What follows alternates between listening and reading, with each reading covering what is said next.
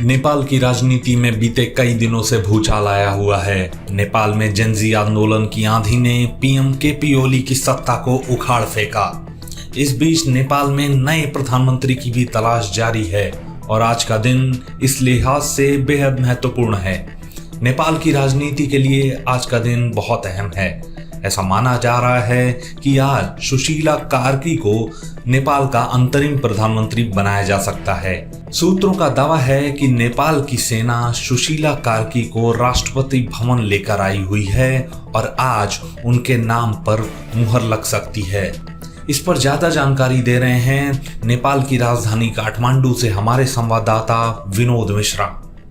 नेपाल की राजनीति के लिए आज सबसे खास दिन है। आज तय होगा कि नेपाल की राजनीति में क्या होने जा रहा है और जो एपिसेंटर होगा, जो सबसे बड़ा केंद्र होगा यहाँ का, वो ये राष्ट्रपति भवन होगा। आप देखिए तस्वीरें, हालांकि आपको दिखाई देगा कि राष्ट्रपति भवन का अगला हिस्सा थोड़ा सा जला हुआ है। प्रोटेस्टर्स यहाँ भी पहुंचे थे, लेकिन यहीं पर आज तय होने होगा कि नेपाल में अगला प्रधानमंत्री कौन होने जा रहा है। जो खबरें हैं उसके मुताबिक आज ये फैसला हो सकता है, आज ओथ भी हो सकती है। जो सोर्सेस दावा कर रहे हैं कि सुशीला कार्की यहाँ पर पहुंची हुई हैं और आज जिस तरीके से लगातार ये कहा जा रहा था कि जेनजी का एक ग्रुप ये मांग कर रहा था कि सुशीला कार्की को जो है वो प्रधानमंत्री बनाया जाए, तो वो ग्रुप इस बात को लेकर अड़ा हुआ है। कल बकायदा एक प्रेस कॉन्फ्रेंस भी की गई और कहा गया कि सुशीला कार्की को जो है दोबारा मौका मिलना चाहिए। जो सोर्सेज बता रहे हैं सुशीला कार्की यहाँ पहुंच चुकी हैं और आज इस बात को लेकर राष्ट्रपति और सेनाध्यक्ष के बीच वार्ता भी हो रही है और उम्मीद की जा रही है कि सुशीला कार्की को नई जिम्मेदारी यहाँ पे अंतरिम जिम्मेदारी जो है वो दी जा सकती है। एक बार तस्वीर आपको दिखाते हैं।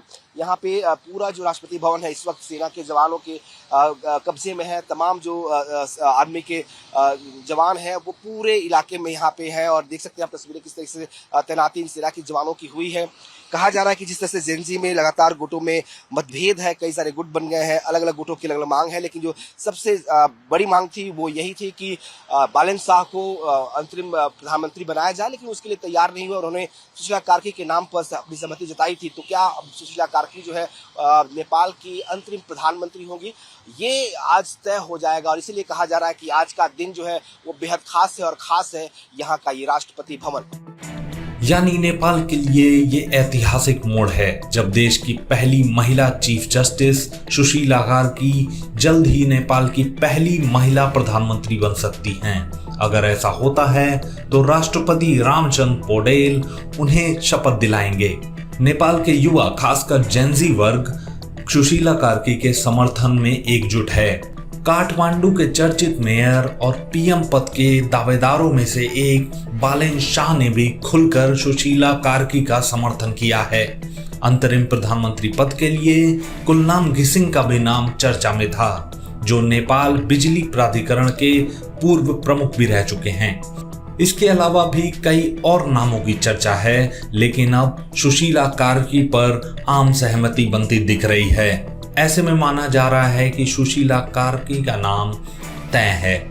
इस बीच नेपाल में आंदोलन की आग अब धीरे धीरे ठंडी पड़ रही है। हालांकि नेपाल में कर्फ्यू अभी भी जारी है, लेकिन वहां हालात धीरे धीरे सामान्य करने की कोशिशें की जा रही हैं। नेपाल के कई इलाकों में कर्फ्यू में धीरे धीरे ढील दी जा रही है। नेपाल में हुई हिंसा को लेकर आज 5 दिन तो बीत गए हैं, लेकिन अभी भी स्थिति पूरी तरह से सामान्य नहीं हुई है और इसे सामान्य करने की कोशिश सेना के तरफ से लगातार की जा रही है। आप देखिए सड़कों पर सेना का मार्च लगातार नेपाल में हो रहा है। अभी वीरगंज में हम मौजूद हैं और यहाँ पर देखिए किस तरह से आर्मी जो है वो लगातार सड़कों पर मार्च कर रही है। जो कर्फ्यू है वो लगातार जारी है। हालांकि सुबह के वक्त कुछ घंटों के लिए कर्फ्यू में छूट दी जाती है, बावजूद इसके जो सेना है वो लगातार नजर बनाए हुए है। आप देखिए किस तरह से मार्च जो है वो सड़कों पर सेना का हो रहा है, ताकि अगर कर्फ्यू में ढील भी है तो लोग एक इकट्ठा ना हो, एक जगह एक साथ खड़े ना हो, इसकी कोशिश जो है वो प्रशासन के तरफ से, सेना के तरफ से हो रही है।